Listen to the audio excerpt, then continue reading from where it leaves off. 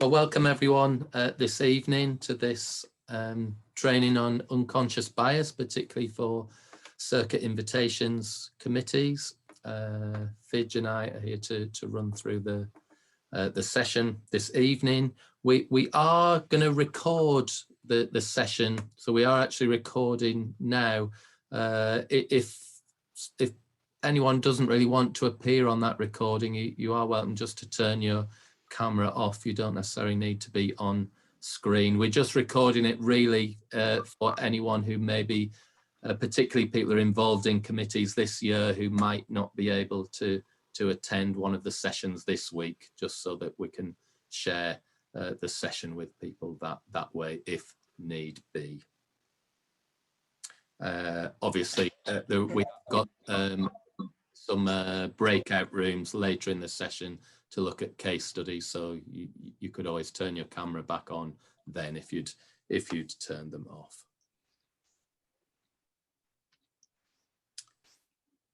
But you are all very welcome, and I hope we will learn together and become more aware of our unconscious bias and how this might relate in particular to our roles as members of circuit invitations committees, but also to other roles we may hold in the church, as well as our life in general.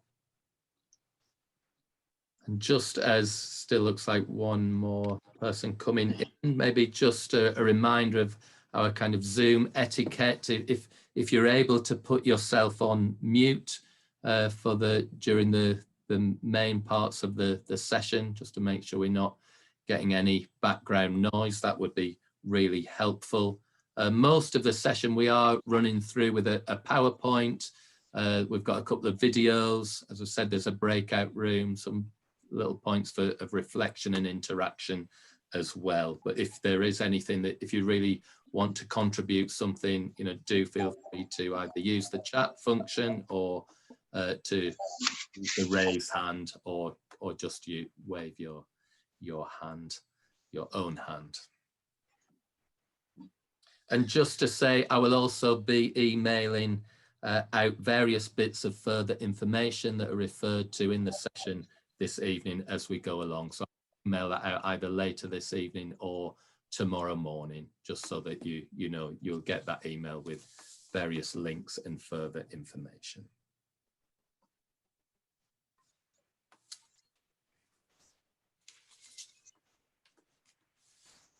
So just with a bit of introduction, this material that we're going to be running through this evening is taken from module 1.4 of the EDI toolkit. That's equality, diversity and inclusion. This can be found on the whole toolkit, can be found on the Methodist Church website. Again, I'll include the link for that in the email that I send out. But we do encourage you to explore the full EDI toolkit and encourage you to engage with the other modules, as together we raise awareness of equality, diversity and inclusion within the life of the church. And we especially encourage you to read the theological reflections on equality, diversity and inclusion. I sent that out via email before the session, so hopefully you've all received that. I know some of you may not have had a chance to properly read it yet though, but whether you have or not so far, it would be really helpful to read through that.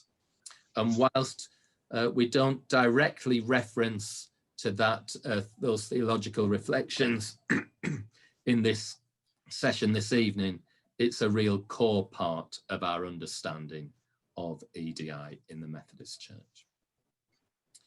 So unconscious biases, they can lead to unintentional discrimination. Biases of human societies are subtly communicated from one generation to another, and societies continue to have strong biases and prejudices about people who sound, look, or act different to the majority. And every human being makes immediate snap decisions about new people. It's purely instinctual and happens faster than we can comprehend, as quickly as 30 milliseconds. And once the brain has made these decisions, it will then categorize the person based on our past knowledge, creating a positive or a negative judgment.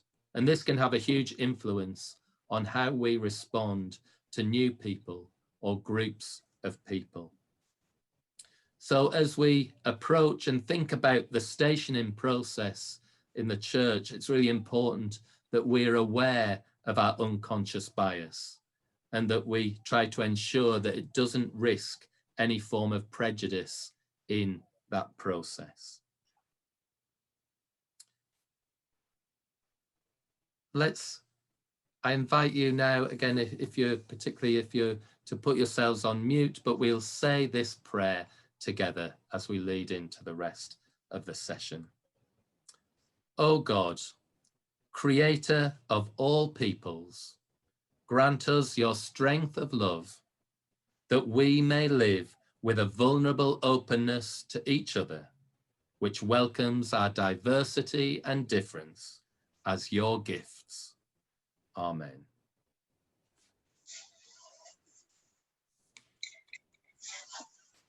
So hopefully, again, in the email that you'd received from me in advance, there was a quiz.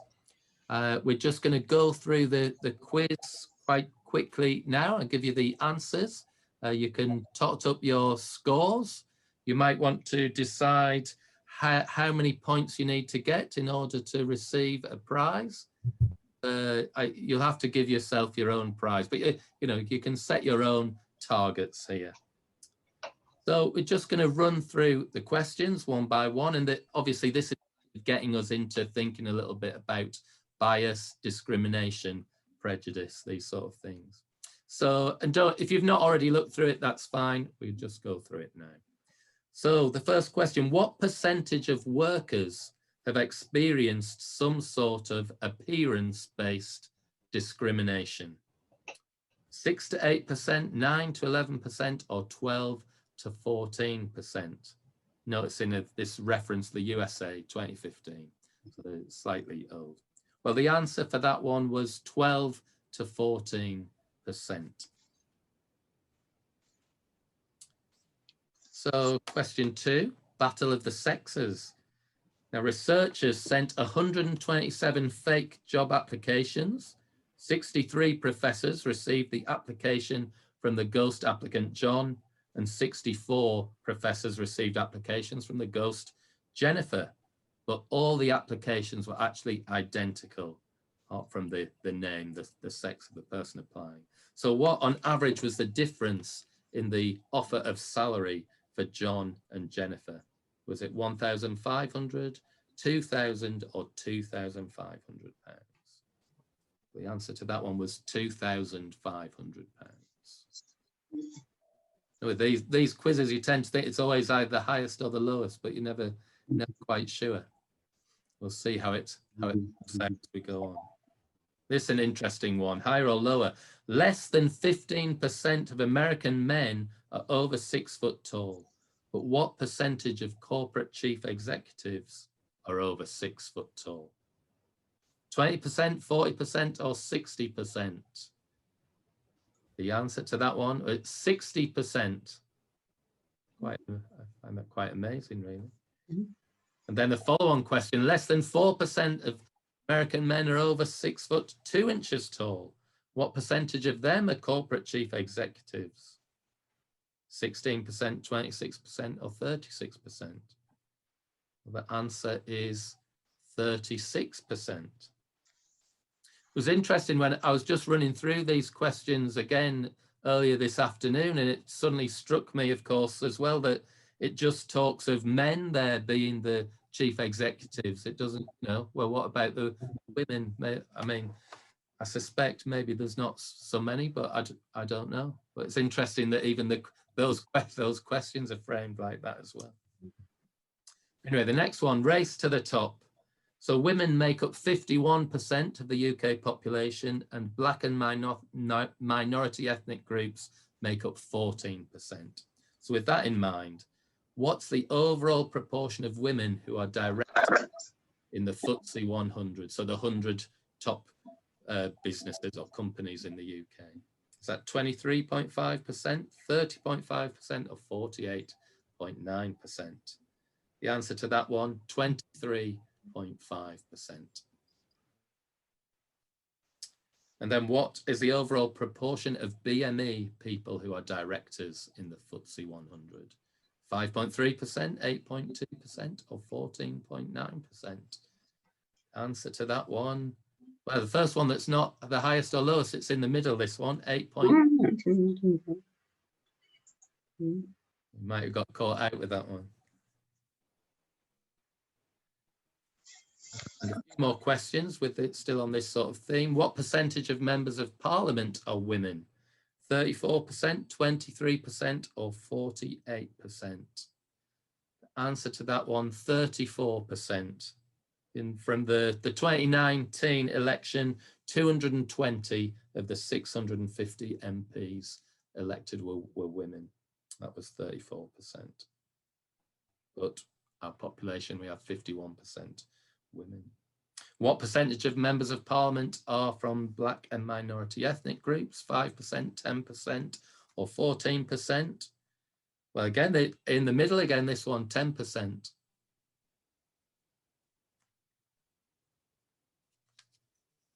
And what percentage of members of parliament have self-identified as disabled? 0.07%, 0.7, or 7.07? Answer to that one is A, 0.07. That can't be very many. That can't be very many. So, that's only half a person. There's 700 of them. That's only half. I'm not sure how they work that one out then, but anyway, whatever it is, it's not a very high proportion. And last one, what percentage of workers thought that having a 70-year-old boss would be unacceptable? 5%, 10%, or 15%? Answer to that one, 15%.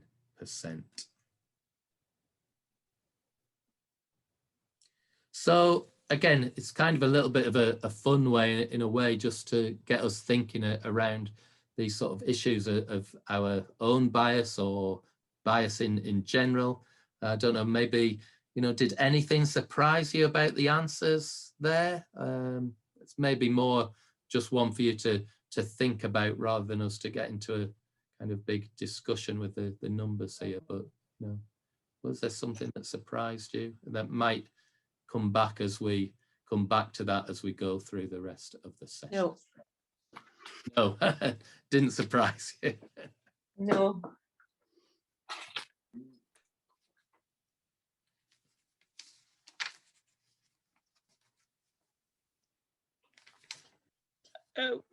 Sorry, Colin raised it here. What surprised me was the question that was not asked. Of the BME MPs, 65, 37 of those was women. So the quiz itself is biased because it doesn't actually call out the fact that this is a attribute where the female gender actually scores highly. Great, thank you, Colin. Thanks for that, for sharing that. I was surprised that some of the differences weren't worse or than, like the earnings one for the at the university. I thought the difference would be much bigger. It wasn't. Okay. Thanks, Angela.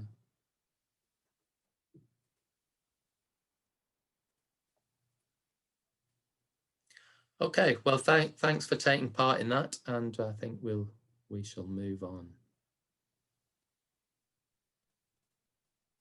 So, friends, I suppose the question for us in the context of the church is, what might God be saying to us about unconscious bias?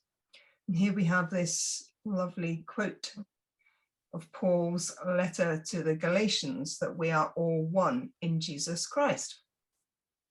And as John said to us at the beginning, What is unconscious bias? Put simply, it's our people preference. So I don't know if you've been watching the telly recently, but if you haven't watched this, John and I were talking about this earlier on this morning. There was a program last week about Leanne, who is the black member of Little Mix. If you've come across the band or girl band Little Mix, and she's had there was a program, I think it was last Friday, where she was talking about how they've been they were one of the bands that won X Factor. You can tell I'm a lover of trashy TV. And in the last 10 years, she's been talking about how she doesn't seem visible at all as a black person, and about how she is treated differently to the other 3 band members who are all white. Really interesting program to watch if you get an opportunity to watch that. It's on BBC. You'll probably catch it on iPlayer. And of course, in the last year or so, we've heard a lot in the Northeast about how the red wall has been turning into the blue wall, especially a bigger blue wall now that Hartlepool has also turned blue. So thinking around our people preferences, what does that say about our preferences? We're going to watch a video from St Paul's Cathedral with Canon Tricia Hillias talking about theological introduction to unconscious bias. The sound is a bit quiet, so you might need to listen very carefully. We tried to turn it up and then the next video comes exceptionally loud, but I'll see what I can do. But let's have a listen to what she says about our theological understanding of unconscious bias.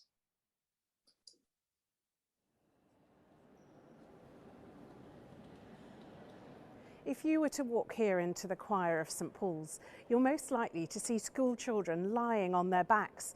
They'll be staring intently upwards. Most likely, they're going to be looking up at these. The story of creation depicted in mosaics that cover the birds, the plants, the fish, the animals. They're probably looking for that kangaroo or the 4 tabby cats that are hidden up there.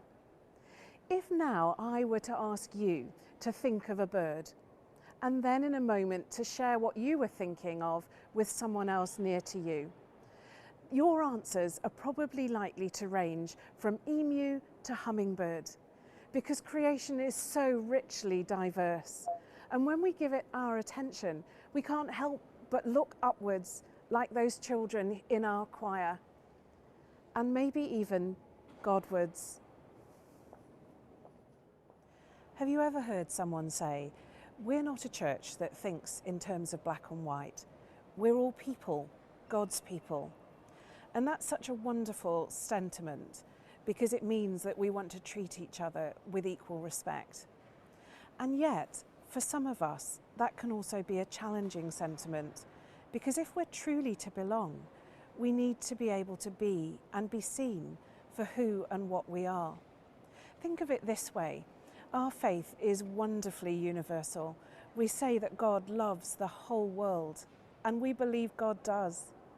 And yet Jesus came, born of a specific woman, in a specific time, in a confluence of culture and political ramifications. And his specificity, his distinctiveness, his individuality are all part of that incarnation.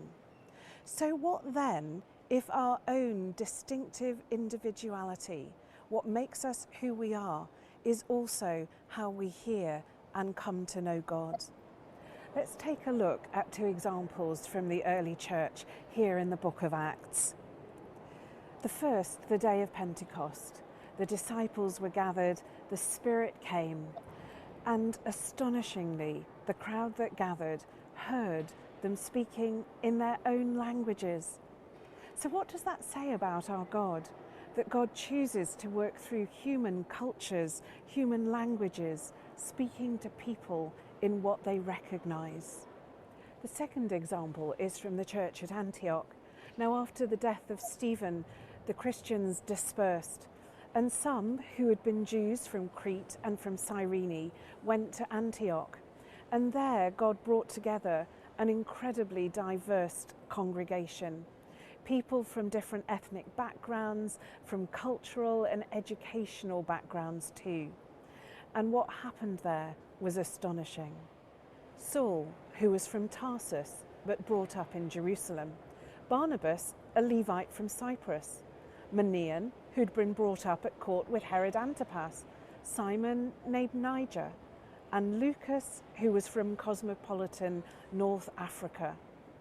What bound this huge, spirit-filled, diverse church together was their common allegiance to Jesus.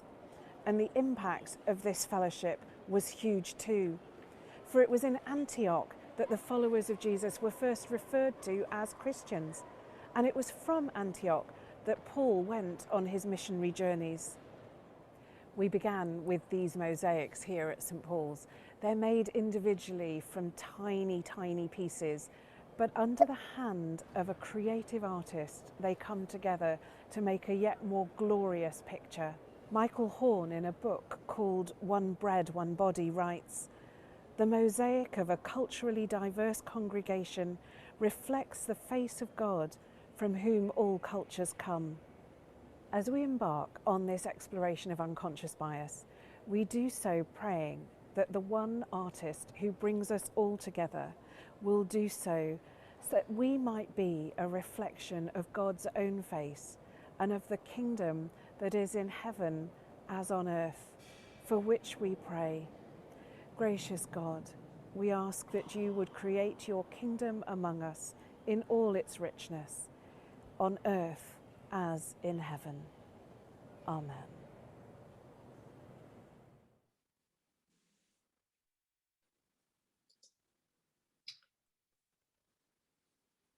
So basically, we all have a preference.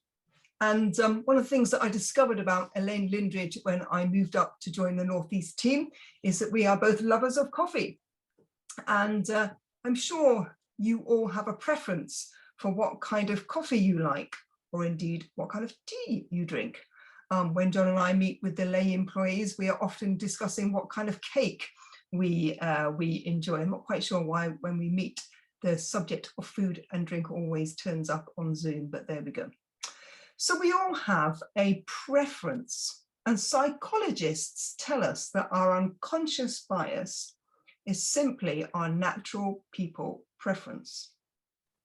So biologically, we are all hardwired to prefer people who look like us, sound like us, and share our interests. Now, this preference bypasses our normal, rational, and logical thinking. And when we use these processes effectively, we call it intuition. But the categories we use to sort people are not logical, modern, and we might even say not even legal. But simply, they are neurological, biological, and sociological, can't say that, reactions. And these can result in biased choices and sometimes poor decision-making. So let's just watch another wee video. We've got one here from the Royal Society. This is the one that's a bit loud. I'll see if I can turn it down.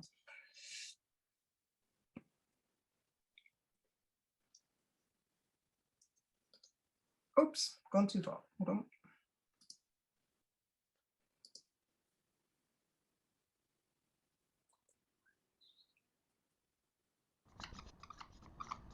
The unconscious mind is amazing. It can process vastly more information than our conscious mind by using shortcuts based on our background, cultural environment, and personal experiences to make almost instantaneous decisions about everything around us. The snag is, it's wrong quite a lot of the time, especially on matters that need rational thinking. Here's a classic example. A bat and a ball cost £1 10p. If the bat costs £1 more than the ball, how much does the ball cost? Most people, including over 50% of students at some of the world's leading universities, get the answer wrong and say 10p. The answer is actually 5p. Many of us choose 10p without thinking. This is because our unconscious mind uses instinct, not analysis. So our unconscious is fallible. it's also biased. It makes snap judgments of people we meet, categorizing them according to gender, social and other characteristics. In milliseconds, we judge whether somebody is like us and belongs to our in-group. These are the people we favour. So men might favour men, while women might favour women.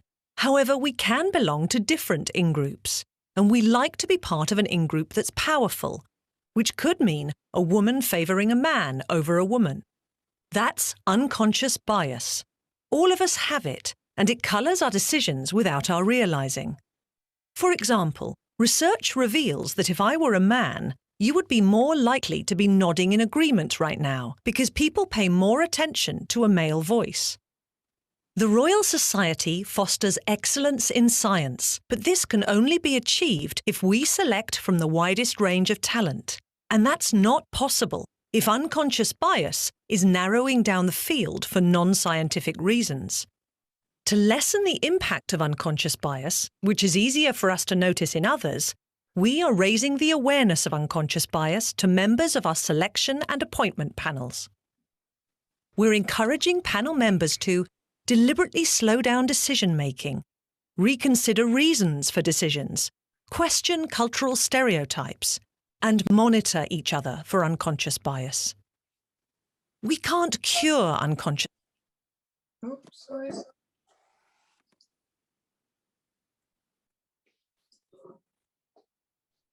Sorry, trying to let somebody in. Research reveals that if I were a man, you would be more likely to be nodding in agreement right now because people pay more attention to a male voice.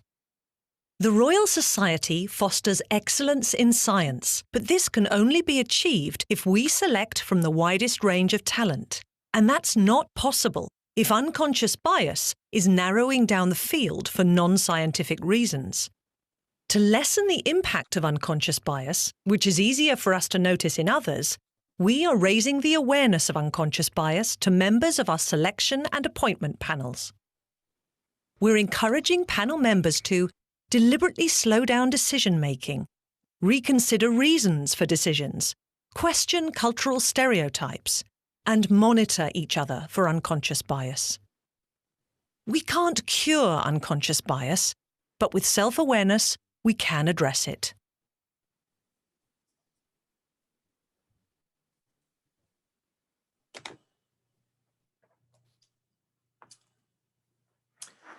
So we're going to just spend a few minutes thinking about some different types of unconscious bias. And you can see there's 11 different titles there on the screen. There's also the photographs and the comments in the middle, which you might want to look at as well. As we're going through this, it'd be good if you can just reflect on if you particularly identify in yourself or your own experience with any of these types of unconscious bias. And I'm just going to read out a definition of each one, and I'll let you just see if you can match it up with the appropriate title. So the first one, the view that the most attractive person will be the most successful. That one's beauty bias. A fixed thought or belief that many people share about a certain type of person or thing. That would be stereotyping. The natural tendency to surround ourselves with people who are similar to us. That would be similarity bias. When we look for evidence to back up what we already believe, we have trouble believing evidence that goes against our beliefs. That would be confirmation bias. A preference for one gender over the other. This can change depending on the choice you're making. That would be gender bias. When we look for reasons behind our own and other people's behavior, we tend to think others are lucky when they do well, and when they do badly, we think it's due to their personality or bad behavior. When we do badly, we tend to blame other people or outside influences. That's attribution bias. When we warm up to someone we feel a connection to, maybe because they attended the same school or college or grew up in the same town. That would be affinity bias. When we compare someone to the person they're replacing, rather than how capable they are at the job they're doing. This can happen a lot in the recruitment and selection process. That is contrast effect. When we let one good quality about someone influence our judgment of them as a whole, that would be the halo effect. And when we let one negative trait about someone blind us to their positive qualities, that is the horns effect. And last one, when we behave similarly to others in a group, even if it goes against what we actually believe, that would be conformity bias. So all of these types of bias, I guess the name is not so much important, but it's the reason. And it's important for us to be aware of this and to look at it in our own behavior and that of others. So noticing and acknowledging that these biases can be present can help us to minimize the negative effect of them on the choices that we might make.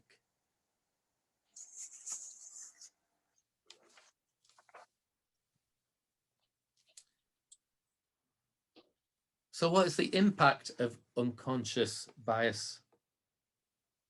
Being aware of unconscious bias is particularly important when making decisions for the church, especially when those decisions are about people.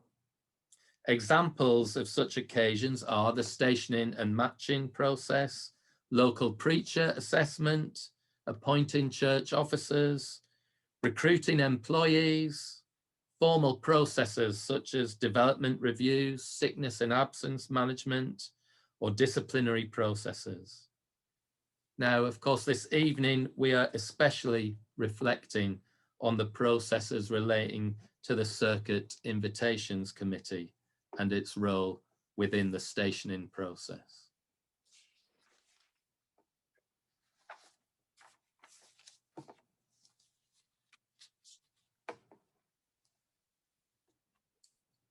So here's a wee bit of fun. If you remember doing these in your childhood, got a wee bit of optical illusions here to look at.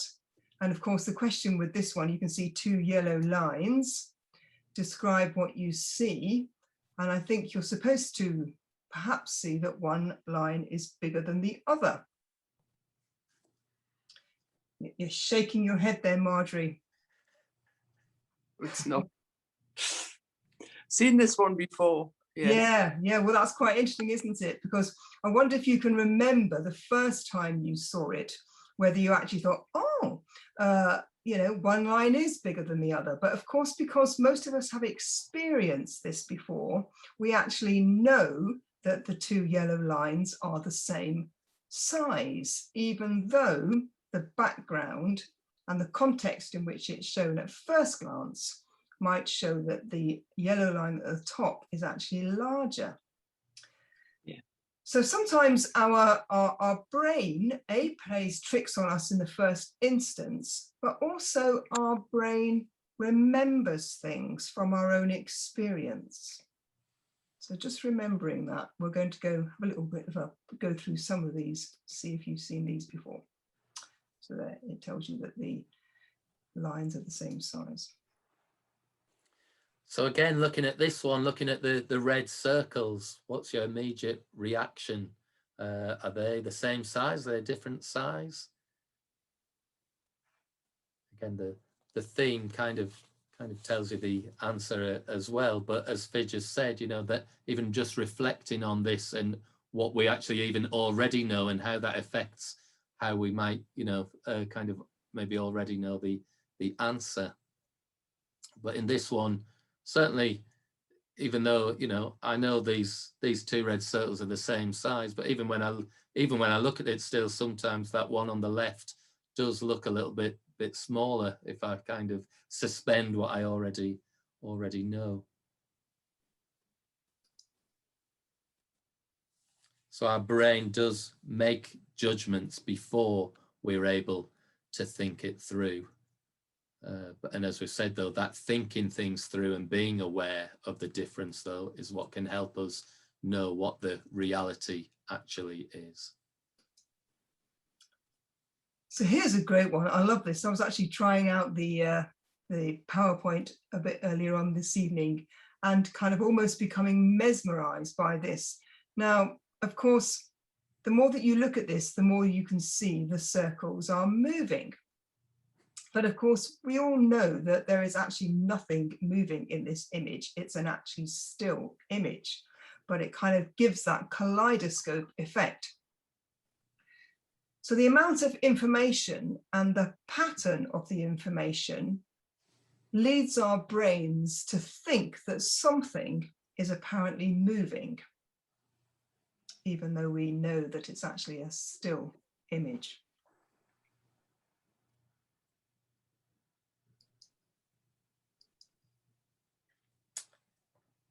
This is my favorite one, but just imagine that you want a new car and you want a yellow one because you haven't seen many yellow ones around and you want to stand out from the crowd. But once you buy it, suddenly you see yellow cars everywhere. And I'm sure you can, you know, reflect on your own experience of this kind of experience, you know, that thing where suddenly you've noticed something that you didn't really, or you hadn't thought about before, a word or something, and then suddenly it seems to just appear everywhere. But maybe it's just been there all along, but we've become aware of it, and we start to see it in more places than we have realized before. So all of these optical illusions are kind of telling us and giving us information about how our brain plays tricks on us, even though we know that the things in front of us aren't exactly as they seem. So I suppose one of the questions might be, what is actually happening here? What is the brain actually doing when we have these kind of optical illusions and when we make decisions, as John said, I think in milliseconds? Now, those of you who know me well will know that I'm not a neuroscientist, and I apologize if there are neuroscientists here, but this is what I think is kind of happening, that the human brain has evolved to make rational sense of random and limited information. So the red circles and the yellow lines that we saw in those optical illusions look different depending on the background. But the brain also processes information depending on what we have previously experienced. So Marjorie tells me she knows the answer to the yellow lines because she has already experienced it. Most of us have probably already seen those optical illusions. And we know that they aren't true because somewhere we have experienced it sometime in our childhood or teenage years, and our brain remembers that the lines are the same or that the circles are the same. And so unconsciously, our brain takes note of things that confirm our existing views. And the brain also takes note of new information. So I used to have a yellow car. It was absolutely fabulous. And every time I saw another yellow car, I used to flash my headlights at it because it was so unusual to see them. So yeah, any information that you might have come across, suddenly you see yellow cars or an organization you never heard of, and suddenly you're very conscious of it. So the brain takes in new information and then notices it everywhere. And we can challenge and question these assumptions by being intentional and attentive to our learning. So as John said in the beginning, our unconscious brain processes and shifts vast amounts of information looking for patterns. So when we see those optical illusions, we are always looking for patterns. The unconscious mind, I think, processes 200,000 times more information than the conscious mind. So when the conscious mind, for example, sees two things together, like two mail managers, we will always expect to see those together. And brain imaging scans show that when people see images of faces that are different, it activates an irrational prejudgment in the brain's alert system for danger. And this happens in less than 1/10 of a second.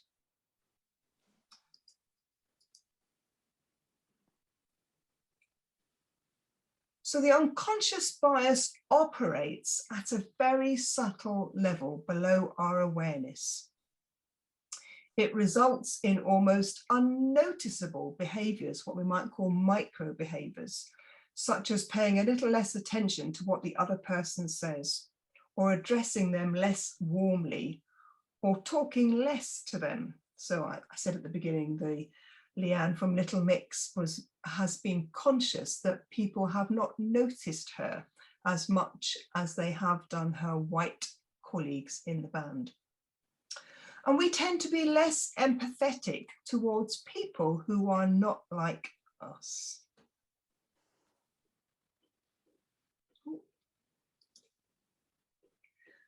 So thinking back to that Royal Society video, what can we do about our unconscious bias? So being aware of the biases that we have and how strong we feel them equips us to manage this better. We all have unconscious bias, and we need to try and pay attention perhaps to what that is, to own it in some sort of way. We know which groups may trigger our unconscious bias, and so we can be more vigilant. Sometimes I have, those of you that know me, I have a German Shepherd dog. His name's Fred. And sometimes when I'm walking down our streets, I live in Stockton, and at the end of the street, there's a whole gang of lads, I make assumptions about whether I'm going to walk down that street or not, because I have an unconscious bias about what I'm going to, about my safety, actually, about whether I feel comfortable doing that. And quite often when I actually do that, the lads all come up and go, "Oh, nice dog," or something like that. And I pass by and I feel very embarrassed that I thought bad of them in the first instance. So what can we do about our unconscious bias? These are the suggestions that the Royal Society made. First of all, we deliberately slow down our decision making, and that we reconsider the reasons for our decisions, and we question our cultural stereotypes, and that we monitor each other for our unconscious bias. So always asking the question, what's going on here? Are we making the right decisions? And what are the decisions that we are making based on?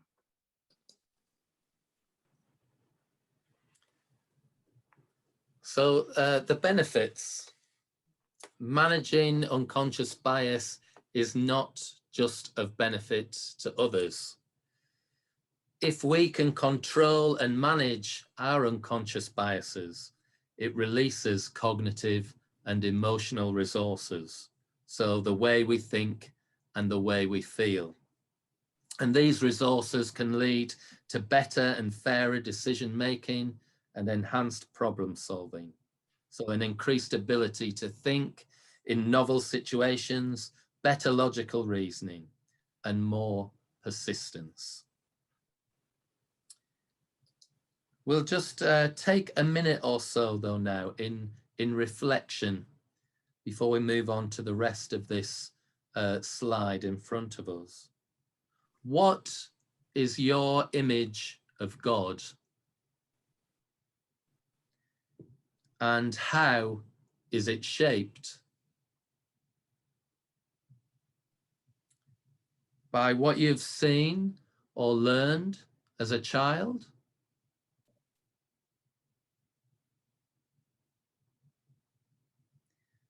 By the theology and practices of your church?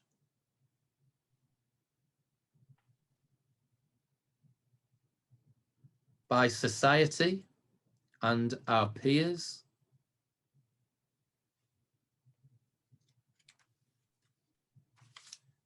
By our friends and family?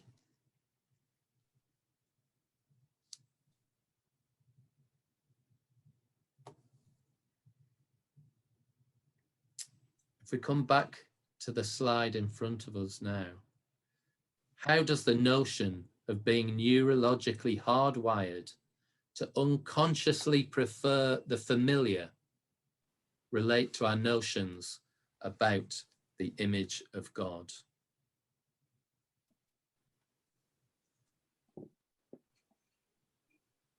And what can you do to be more aware of unconscious bias in the context of your work, your role on the Circuit Invitations Committee in particular?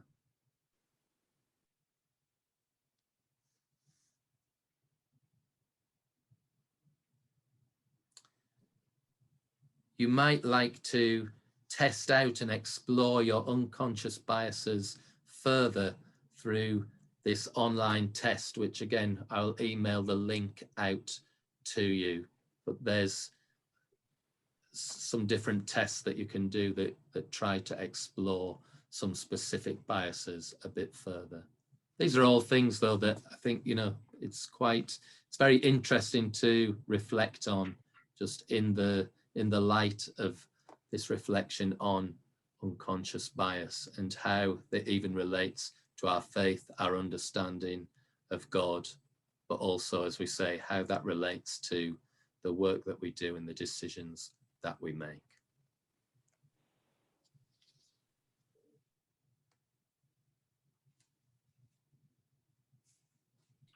So we're going to put you into breakout groups in a wee while, and I'm hoping that John sent out to you the 2 case studies. I think he did. We've got a case study of Stephen and a case study of Karen, and both of these case studies come from the EDI toolkit, so they are actually true stories. And let's just have a quick look. I think we've got them written out here. So just very quickly, a reminder of Stephen's story. Let's give you a moment to read through that.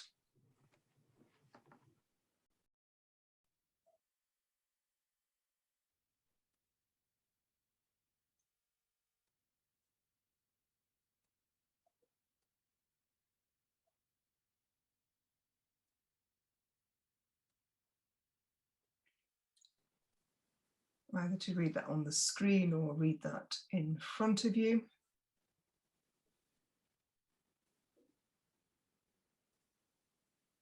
And these are the questions for Stephen. Who has failed Stephen in this story and how? What could have been done differently? Does your church seek out a diverse range of people in leadership roles? When new people take over roles, what support systems do you have? So some questions to think around Stephen's story. Let's have a very quick look at Karen's story. This is about role models, women in the church.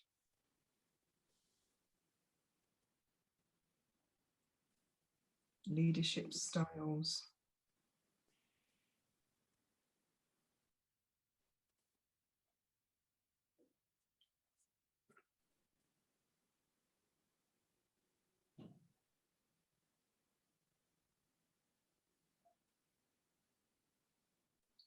these are Karen's questions. What were Karen's reasons initially for not wanting to be a superintendent?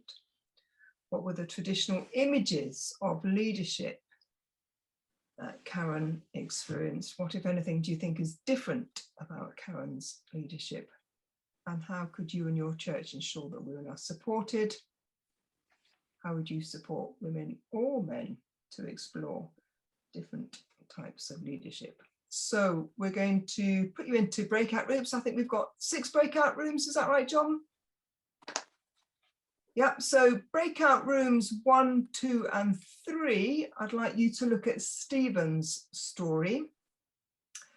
Breakout rooms 4, 5, and 6, I'd like you to look at Karen's story. And we will do a feedback when we come back. Okay, so if there's somebody from each group that could just share some reflections around those questions. So breakout rooms 1, 2, 3, you're doing Stephen. Breakout rooms 4, 5, and 6, you're doing Karen.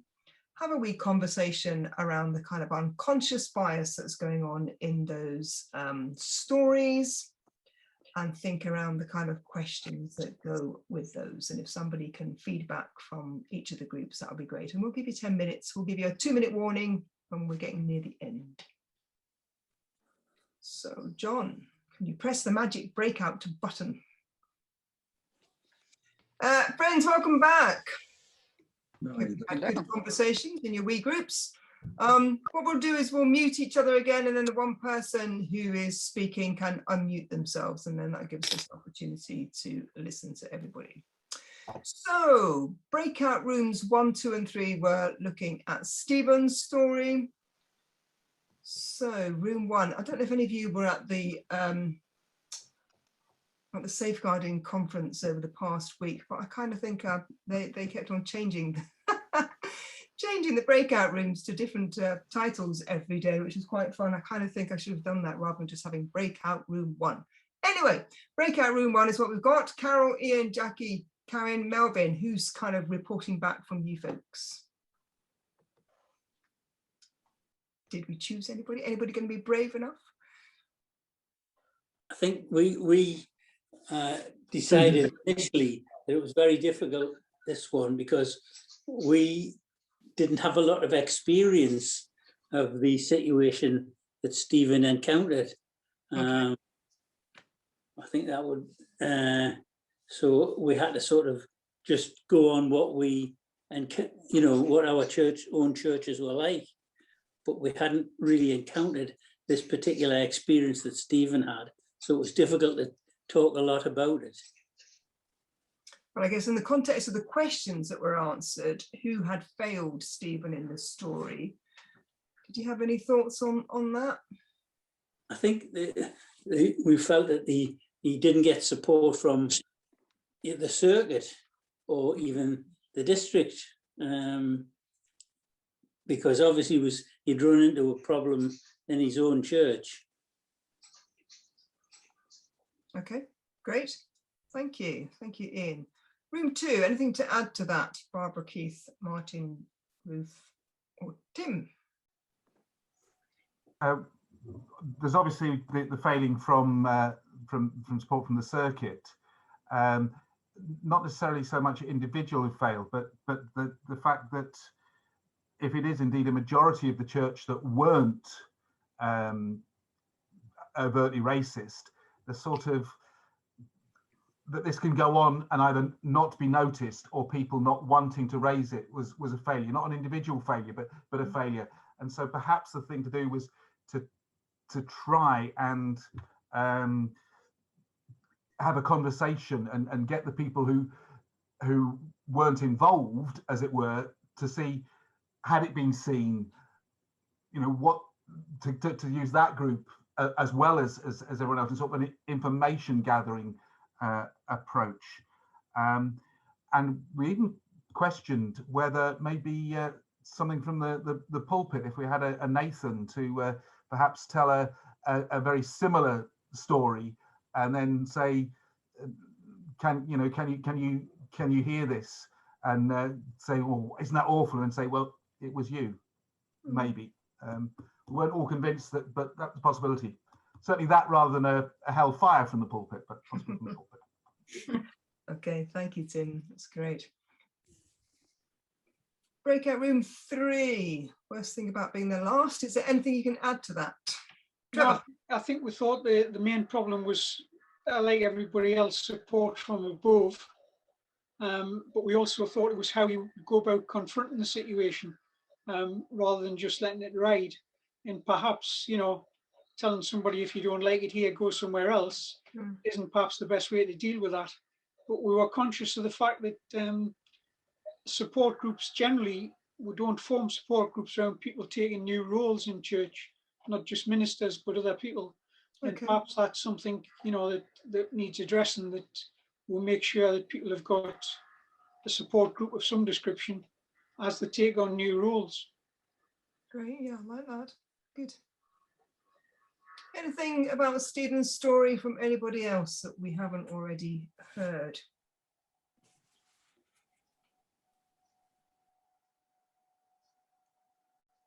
Okay, let's move on to Karen's story. Room 4. Angela, Colin, Jan, Marjorie and Pauline. Any reflections on Karen's story? Well, we first of all noticed a bias which wasn't particularly unconscious, that in the group of 5 of us, we were 4 women, which who were discussing Karen's story. So we were already biased towards Karen, which, you know, poor Colin, he did get a word in edgeways, I can't say. But what we felt was that Karen had obviously come up without role models, and so her expectations were a sort of old-fashioned in a way. And it wasn't until she got a role model who could encourage her to do her own thing rather than being one of the boys. I mean, some of us ladies had sort of made our way in a man's world, but probably by being one of the boys. And she was encouraged to not only to take on the superintendency, but to do her own thing and not be what she thought of as a stereotypical superintendent. But it was the encouragement of a role model. And therefore, what we're suggesting is either role models or for people of either gender or none, and that people encouragers and role models. Okay. There we are. I like that. We'll obviously have to do something about the algorithms, John, of the breakout rooms and make sure that they are gender balanced. Thank you. Room 5. Ian, Linda, Millie and Trevor, anything from your group? Is that, I think that's going to be me. Fabulous. Away you go. I think we had the privilege actually of having a woman superintendent in our room, which was a huge benefit. But I think that everyone was agreed in that the role was seen as male dominated, and you were expected to be a certain type of, you know, it says in the document here, domineering, and that just wasn't going to be style. And she was, fortunately, she was stationed with a woman superintendent who was a really good role model for her. So, you know, that gave her the confidence and the enthusiasm to take on that role. And her style was active, engaging, and very committed to ensuring that women have the same opportunity that she had. And the thing that was probably in Karen's mind was that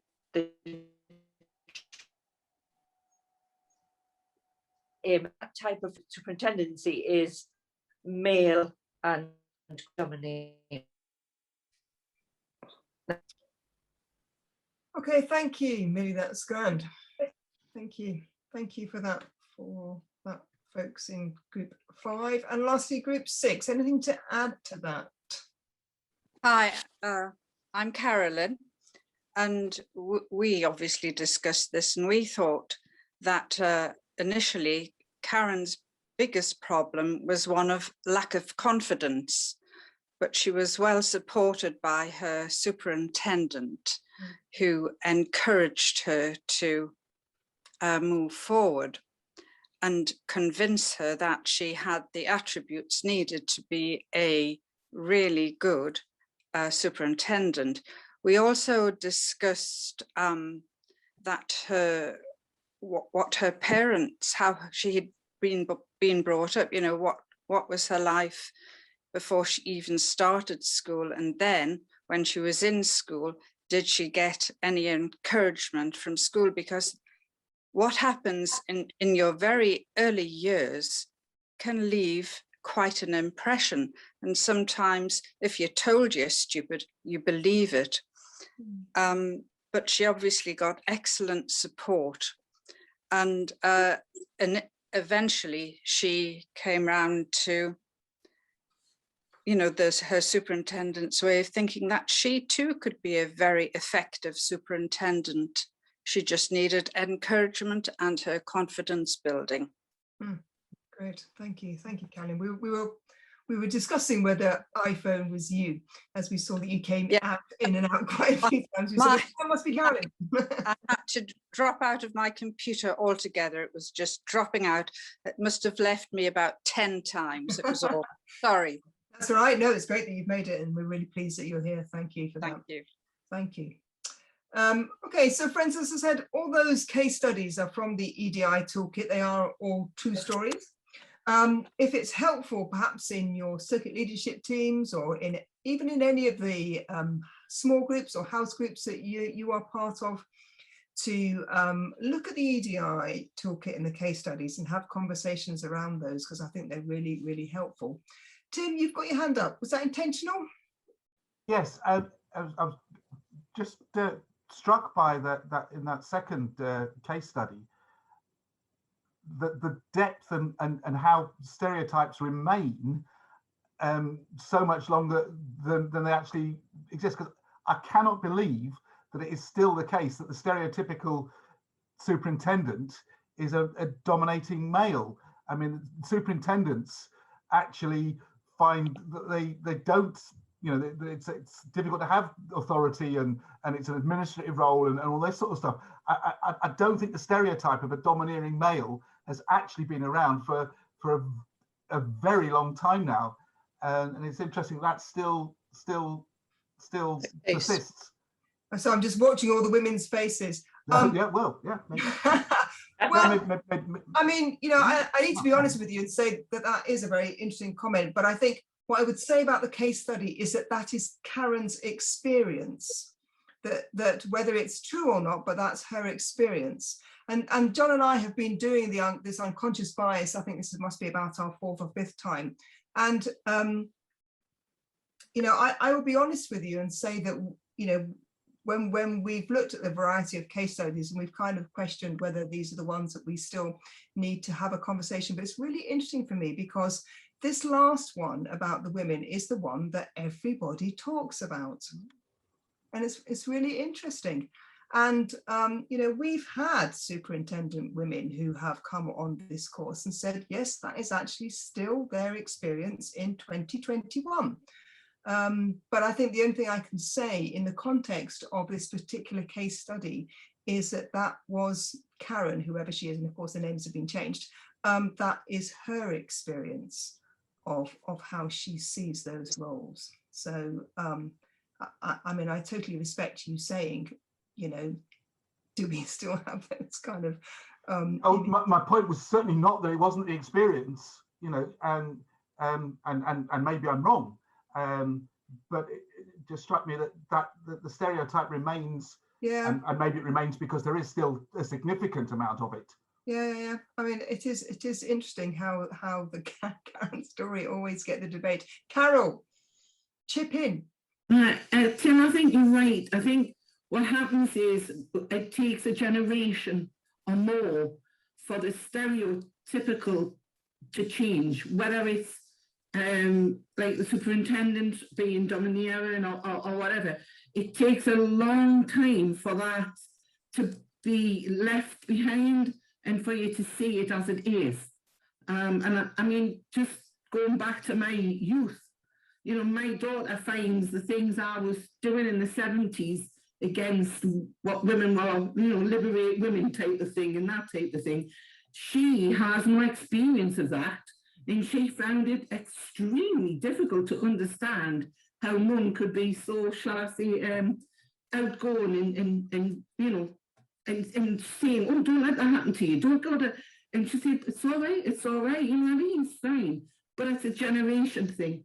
And when you've been brought up with it and it changes, that generation's got to see the change, and it just takes a bit of time.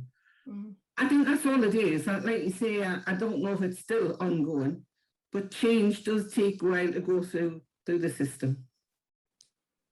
Thank you. And that's part of the reason why, of course, we are, you know, doing this course and having these conversations. We'll just have 2 more, and then we're going to carry. We'll finish. I think Jackie and one of the guys, can't see who that is. That had their hand up. Yeah, I think sometimes, you know, you say that it takes a generation, but I think every now and then it pops up. You know, I mean, I'm 59, and I thought that, you know, we had come away from, you know, men being, you know, valued more than women. But in the last maybe 5 or 6 years, I have noticed this starting to creep back in again. You know, that you listen to men and women. Maybe it's the fact that I'm, you know, approaching retirement age. It might be that it's that age group, I don't know. But I think sometimes we have to be on our guard for some of the things that we think we have passed by coming back. Thank you. Martin, what do you want to say? I'm just thinking of, again, unconscious bias, and the group we have here tonight we're basically white, Anglo-Saxon, middle age, and thinking about the first scenario, it is very difficult to put ourselves in the place of and not be racist, not intentionally racist, but it's a big challenge within the church that we are not ethnically diverse. And there's been quite a lot in the papers recently, hasn't there, about Church of England and their appointments of black curates. I think there was quite a big article about. Yeah, there was a BBC documentary. Yeah. Yeah. So, I mean, friends, in the light of that, I keep talking about the little mixed video thing, but I would encourage you, especially if you've got young people, you know, grandchildren or children that you, or youth groups that you work with. I think it's a really interesting film to watch. I want to encourage you to do that. But we said we'd finish by past, and much as we love this conversation, it's really interesting to keep it going. We will just finish off, but thank you very much for that. And I think just from the conversations that we've had around, you know, these case studies, which on the first instance look fairly uncomplicated, suddenly when we root out some of the kind of, you know, ways in which we approach people, as I said, unconscious biases, we want people to be like us, sound like us. And when we don't have that, up comes a whole variety of things. Let's just finish off with the slideshow. Yeah, so just a short summary. Really, unconscious bias, it's a natural part of how the human brain works. Accept that you and everyone else have biases. Comes from a mixture of learned behaviors, experiences, and assumptions. It is not intentional, but can have discriminatory effects on people. So we need to be honest about our biases. Can we try to not just look at the more socially acceptable biases that we may have to discuss and address? Can we look deeper into ourselves and in our church communities to identify those biases that exist and think about what we actually can do about them? play your part in raising awareness of unconscious bias. And by being intentional and attentive in our thinking and learning, we can challenge our own assumptions and biases.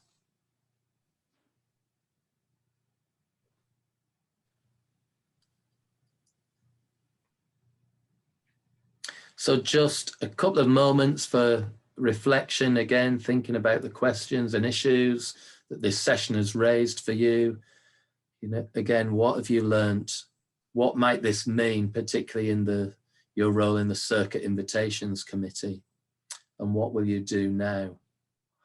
How will, having gone through this session tonight, will that change the way you work as a committee? Will it change the way that you reflect and make your decisions? Yes, good. Yeah. But I think, you know, it's something it is important to be aware of and think, well, what does it actually mean? How will we do things differently? You know, how do we make sure everyone is kind of aware and open to critique, I guess, as well? And just, you know, that thing that the slowing down and being more reflective and intentional in that decision-making process, I think is really a critical one.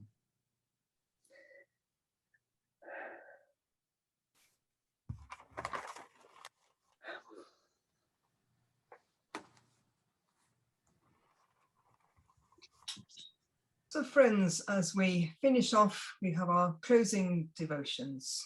So let's pray. Loving God, give us richness of imagination to see you in the faces of everyone we meet, so that we may adore and worship you unceasingly and enjoy you as we enjoy other people. Through Jesus, lover of all. Amen. Amen.